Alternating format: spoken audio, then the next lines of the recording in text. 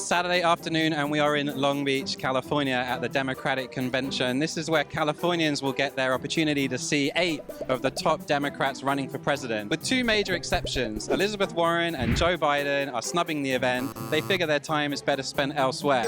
Now, they were in Iowa 2 weeks ago, a state that has around 3 million people. California has almost 40 million people. That tells you everything you need to know about the lopsided nature of the nominating process. Okay, it's the Yang Gang. Let's go check them out. How do you get into the Yang Gang? So you come to one of these events and talk to one of us. What if you're bad at math? That's perfectly fun. Why Yang? I mean, he doesn't really take himself seriously. He takes the issues seriously that need to be taken seriously, and he has a sense of humor for the stuff that needs to be, kind of like lighthearted. Can I get one of your stickers? Of course. It doesn't really look like him. What is it that you like about Trump? Epstein did not kill himself. He's draining the swamp of corrupt politicians. He has 7 advisors now that have been convicted of crimes, so does that not suggest that there is a whiff of corruption about him? Okay, we've made it inside this huge convention center where they're going to be holding the presidential forum later. They're expecting something like 5,000 people.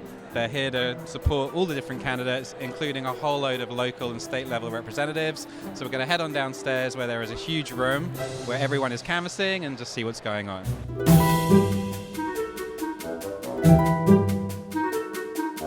So this is Team Bernie, where they have all the various signs. Once again, we're seeing Mayor Pete pretty well represented.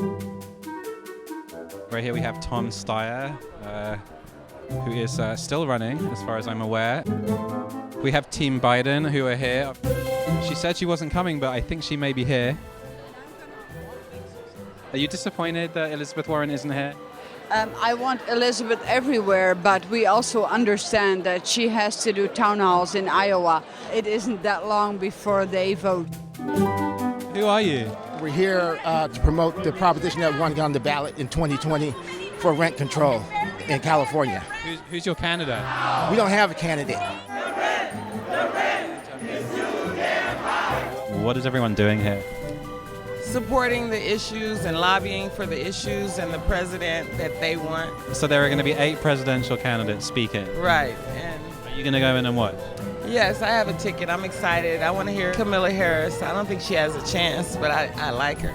So the presidential forum has just started. They're not letting any media in today because this event is being run by Univision and they have all the broadcasting rights. We're going to go on back to the press area where we're going to be watching it on a big screen and where all of the major candidates will hopefully be coming to talk to us after they finish giving their speech.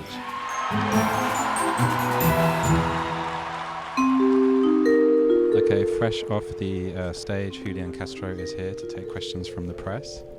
He hasn't made the debate stage in November, which was kind of the obvious question to ask him. What does that mean for your campaign? But he's made the point that some people have just entered the race, so he's not the only person who won't be on the stage. Pete, hi Pete. Several black leaders from South Carolina have distanced themselves from your Douglas plan and said that it was very vague when you asked them to endorse it. Can you comment on that?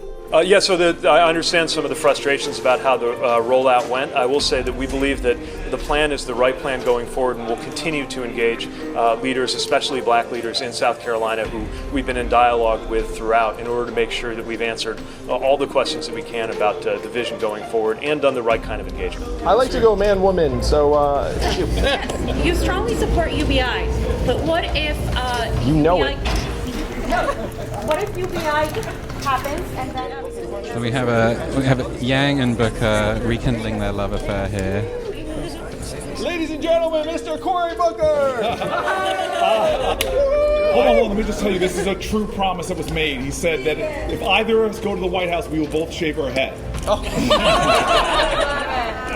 Andrew, are you taking your campaign seriously? It's all fun and games until Andrew Yang passes you in the polls.